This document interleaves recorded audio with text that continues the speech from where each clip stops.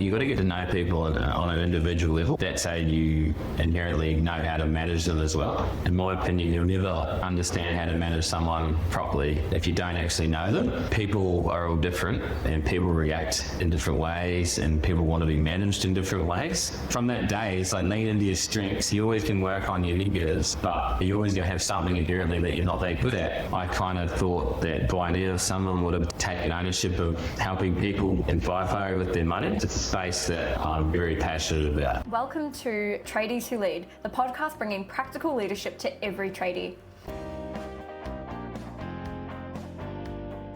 I'm Ashley Beltecki, diesel mechanic by trade and your host. Every episode you'll hear from tradies across all industries sharing how they apply leadership in their role regardless of their title or experience. Real stories, real people, so you can learn from them and level up your leadership on site. In this episode, we cover how to lead with integrity, set strong standards by recognizing the small things, and lean into your strengths. Today, I'm joined by Kurt Checketts, a light vehicle mechanic turned diesel fitter who spent 12 years working in mining before making a move that not many people see coming. Kurt started his apprenticeship back in 2008, got his trade, and then headed into the mining industry in 2012, where he upskilled as a diesel fitter.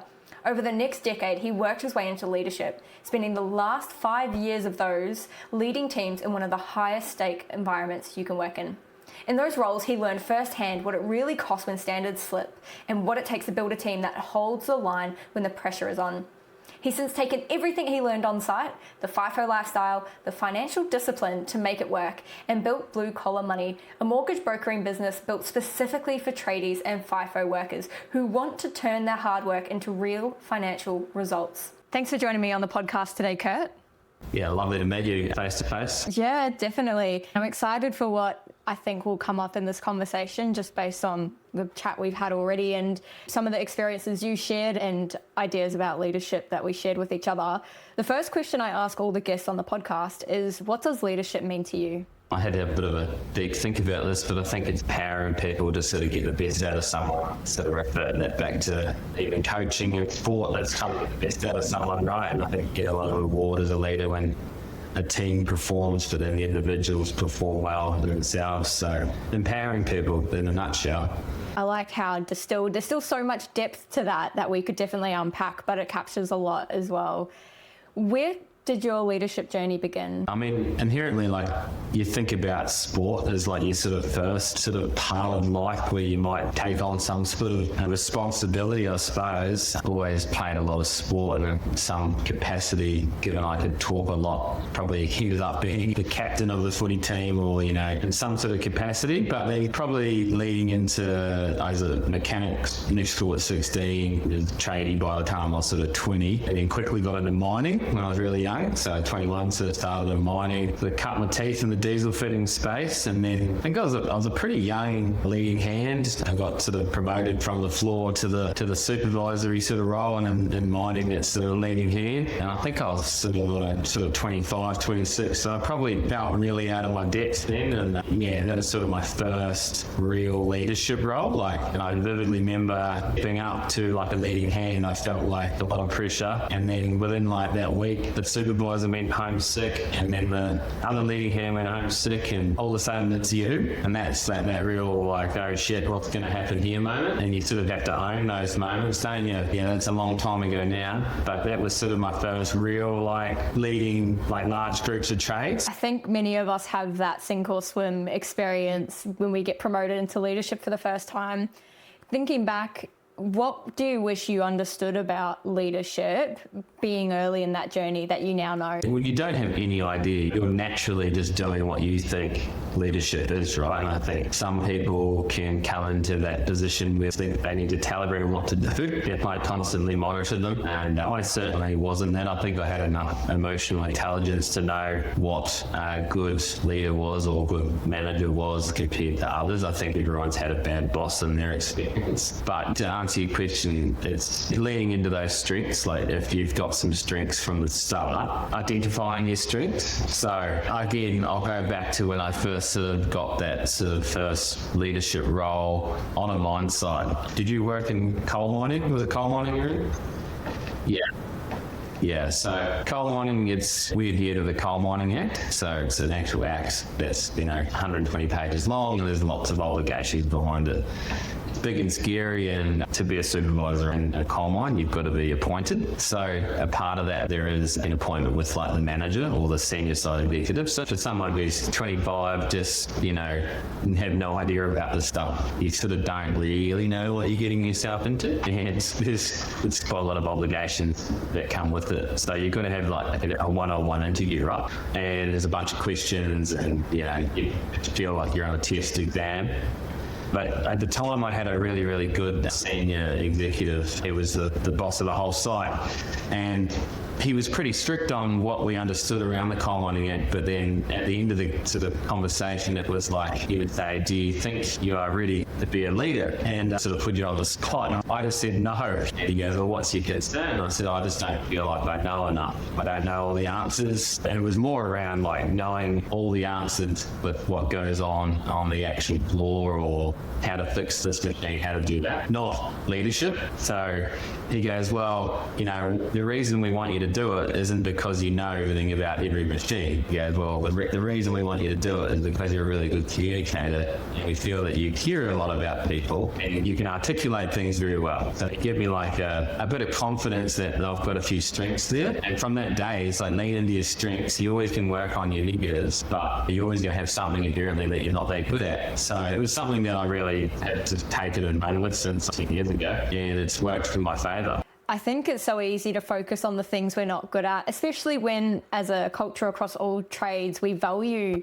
that technical knowledge and being the most experienced sometimes, and see that as leadership, even though those people don't necessarily have those other skills that relate more to relationships and how we interact with people and lead and manage people. How would you say or recommend that someone could get to know or think about what their strengths might be? Because obviously you were lucky to have someone who pointed them out for you, but we don't always have those people that are either paying enough attention or that are even aware of their own strengths, let alone thinking about other people. I mean, apart from like some self-awareness, it's asking feedback, and that can come in raw form or nice form from people, and you've got to be willing to take both forms of feedback on. But if people care about you and they think that you are probably good for the job, 9 times out of 10, they'll probably give you positive feedback as well as some negatives. It used to be a bit of a saying, don't sort of ask the team for feedback, but I think it's quite valuable. I didn't go around asking every single person what they thought of me, but you can get that sense that people got respect for you. People tend to promote the tradie as the best tradie to be the boss. It's actually the wrong way of looking at it. The best tradesman, their strength is being the best tradesman. So have them on the floor doing the work. And that sounds a bit shit, but the reality is that's how you get the best out of the team. And so when I was a supervisor, I understood that then you get a pick of like the leading hand. And I remember changing crews, and I decided I didn't want the current leading hand that was on that crew. And that was just because he wasn't the yin to my yang, right? He was actually quite similar to me, but inherently I needed a leading hand that had like probably a little bit more detail around what was going on and technical knowledge. I was very, very capable of empowering people and communicating things at pre-start talking. He didn't want a bar of talking at pre-start, this guy. He was 10 years my senior, a great manager of people on the floor, and his technical knowledge is exceptional. So that allowed me to run the bureaucracy behind the scenes and the people, and do the team meetings and go to these other meetings that a mining already had, because I was the person for that. And that worked. It sounds like it's recognising the strengths in other people and in a team, and how they complement each other can obviously create more cohesion and collaboration. When you think of the examples of leadership that you've seen over your career, what would you say that the best leaders did differently that made people respect them or want to follow them? Oh, they definitely had integrity. Whatever they said, they sort of stood by. They weren't wishy-washy with how they give direction. They're very, very good at providing a vision. So that's quite tough to do in shift work. As you know, you've worked in shift work, and the mining, it's pretty mundane once you're in the crux of it. Trying to provide a vision for someone who's doing the same task potentially 7 days in a row, it's pretty tough. So I think the best leaders know how to create morale and culture, something that's not maybe work focused as well. And negativity is contagious, and like you can't have a leader running around saying this place is shit, this is that, because it just snowballs down. And even I've worked in some sites where it's not very nice, and admittedly, like I didn't like them as well, but if I led in this is no good, it does set a precedence. But it's tough. Like I've supervised at places that not much fun and got a lot of things going wrong. So you sort of got to lean into what is going right. And a lot of that time comes back down to your people and being positive. I know we talk about leading by example and being and committing to the things we say, like that integrity. And it's interesting how it comes up so often in terms of how we lead ourselves.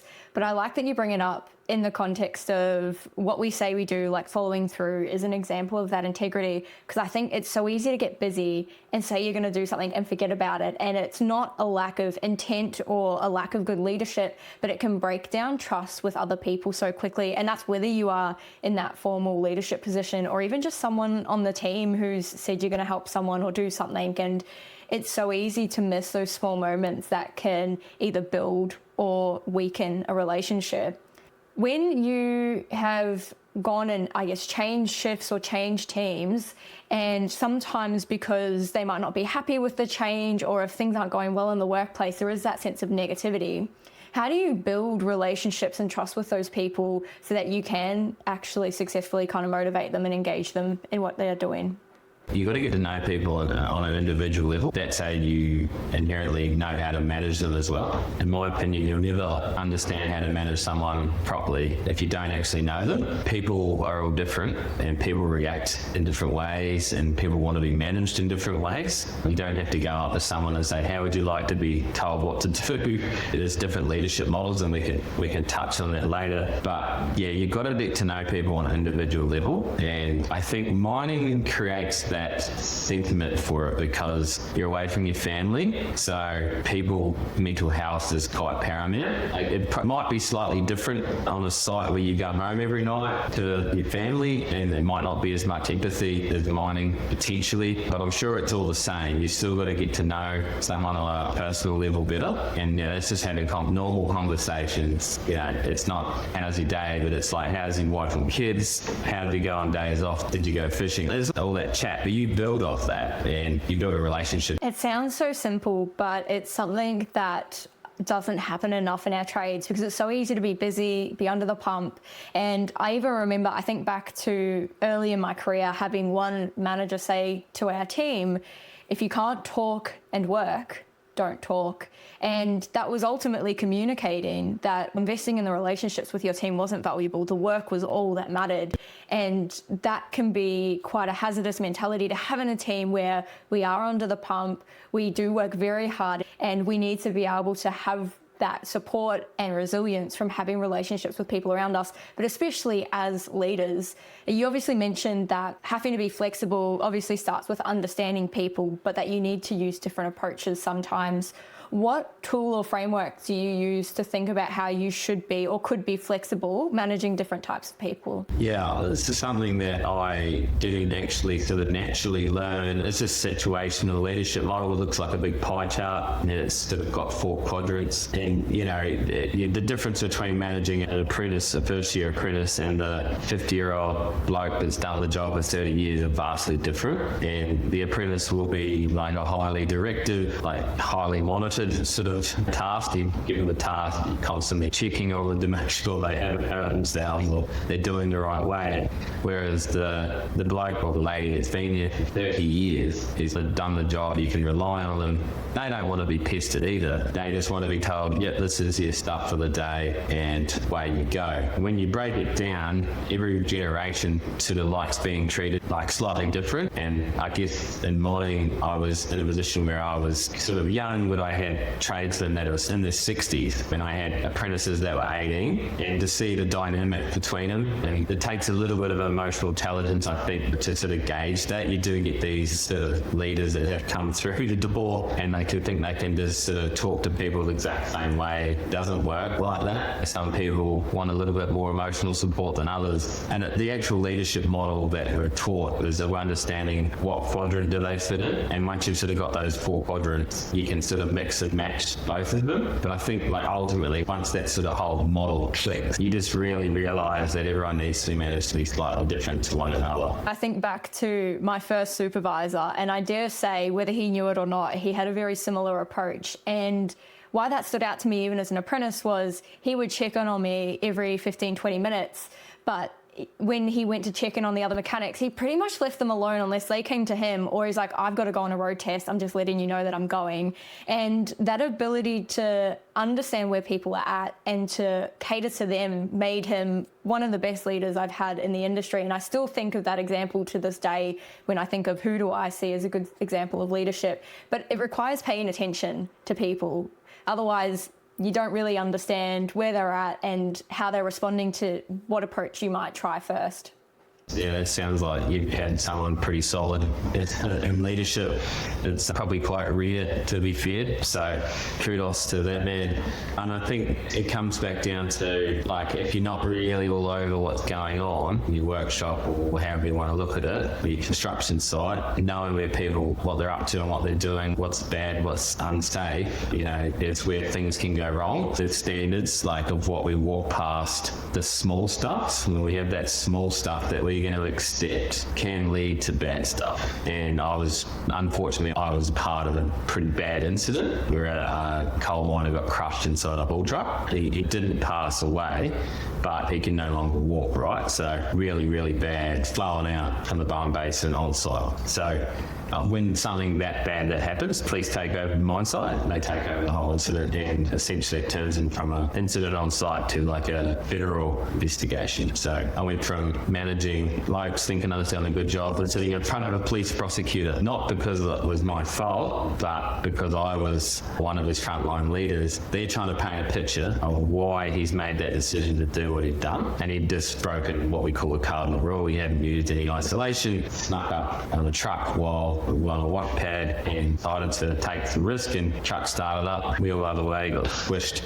spat out. So it was really, really bad, but it was like a really, really confronting time for someone like myself who was sort of new to leadership. What it sort of come back down to was, all right, he's made a decision to get to that point. You don't just make that jump, that risk straight away. He was inherently breaking safety measures all the time, and that was probably like 4 weeks prior to that happening. I think I caught him doing something really dumb. I'd actually sent him back to camp and said, you're not following the right rules, and sort of did actually write him up for it, which kind of not saved me, but it did paint a picture that I was sort of trying. Previous to that, lots of people had witnessed him doing, say, no lock on a machine or no PPE, and this has led to his behaviour getting worse and worse. So the standards for me as a supervisor are pretty big, and I used to get people telling me, oh, you know, effing this, because I'd be like, you know, safety glasses. But the reality is, like, what happens if you do get an angle grinder disc and you, but it's all these little kinks in the chain that it's called the Swiss cheese effect, and cheese just keeps getting more holes in it. And yeah, so just that standards piece is just really, really important. It's interesting as well, even from my time at the mines, but even like being a diesel mechanic and working on heavy vehicles,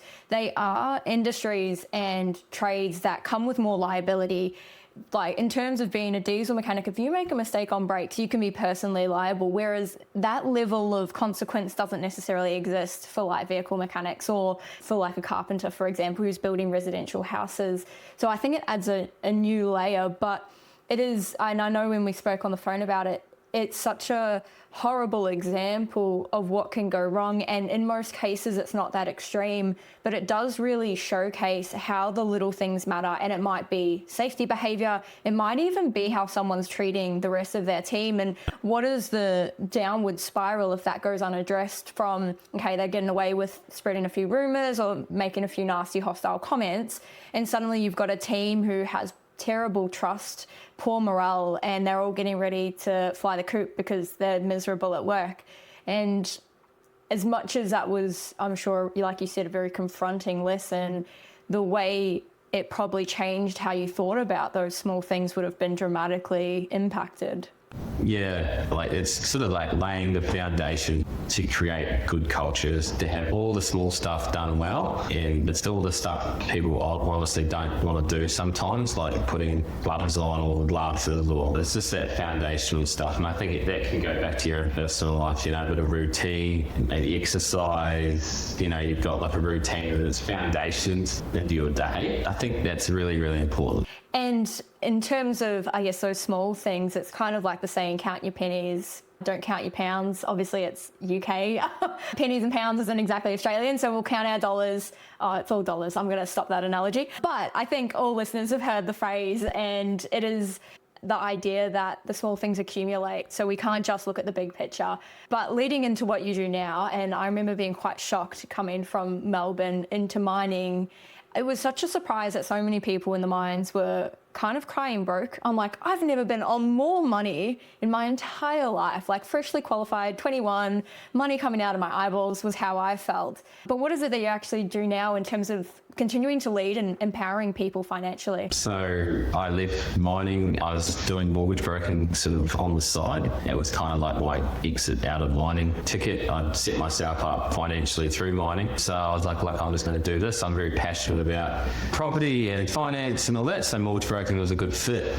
I didn't really expect it to go the way it has by any means. I sort of left mining, started some social media, and now I've got this full-blown monster that I can't really stop. But essentially, I'm pretty passionate about trying to change sort of financial culture on site or for tradies, and essentially the model is an education focused brokerage. We're doing some site stuff with certain large employers to really educate people that there's a really good opportunity out there for people. I just don't think enough people take the opportunity, and essentially really quick and easy to get the income. You boosted all your income and then just match it with some more liabilities, and all of a sudden you're out away from your family and you're really just churning the wheel. And I think that creates, I've seen it as a supervisor, creates actually a lot of mental health issues, because they're like, well, I come out here to do this, and wife's at home, she's with 2 kids, and she's on her own for a week, and all of a sudden it creates stress, because it's like, well, the outcome's not what we thought it was going to be. I see it time and time again. Admittedly, the rosters in mining have probably created a lifestyle there though. You know, week on, week off can do that, but unfortunately that doesn't cut it anymore. Like the mining wages inherently probably haven't kept up that much, really. They're still high, but it's not a golden ticket, so you've got to be pretty savvy with your money. So yeah, pretty passionate about it. I was obviously the sort of Pied Piper on site as the finance man, and I would hold toolbox talks around finance sneakily on the Sundays and stuff, and everyone really got around that. But yeah, it's a space that I'm very, very passionate about. And it sounds like leading by example and continuing to empower people in alignment with how you view leadership. Yeah, definitely. It's a space that's feel like maybe I'm a little bit of a leper, I guess you could call it that. I kind of thought that by now someone would have taken ownership of helping people in FIFO with their money. There's plenty of proposed people that are doing it, potentially follow the money trail. It's not actually empowering people, it's just another way to sell a product. But yeah, a lot of the time I just have some really good conversations with people on a week, day to day. You know, I'm sort of just showing people what I've done through my own journey and what I'm helping other clients do as well. I'm not doing anything real revolutionary, which is kind of cool. But yeah, that's exciting. The final question I ask all the guests on the podcast, and thinking to your journey and what you've learned from that, what advice would you give tradies about how they can practice leadership in their day-to-day work? I think if we go back to the start, I think understanding what your strengths are, and I think that comes down to actually looking in, not out. So yeah, doing some self-awareness. What am I good at? And it's not what I'm bad at. If you can leverage what you're good at, and that will as a leadership quality, you know, so not every good trait's a good trait. So essentially, I think if you can leverage your strengths, that's essentially what I done. Realised early on that I was quite good at talking, communicating, empathetic. So most people should better look in and go, you know, what am I good at? And that would be my advice. I love that. It really captures so much what you've shared around integrity and leading ourselves by understanding ourselves and then working on those skills to then potentially understand other people better so we can set the standard and get the best out of everyone, not just ourselves, no matter what kind of site we're on, from mining to construction to transport. So thank you so much for everything you've shared, Kurt, and for sharing, I guess, some of the scary stories that have shaped who you are as a leader as well. Yeah, no worries. Glad to be on. Thanks for listening. We'll be back in 2 weeks with another tradie diving into how they practice leadership in the trades. If this episode landed for you, tap like, subscribe to Tradies Who Lead, or follow us on socials for more stories from the voices you hear on the show.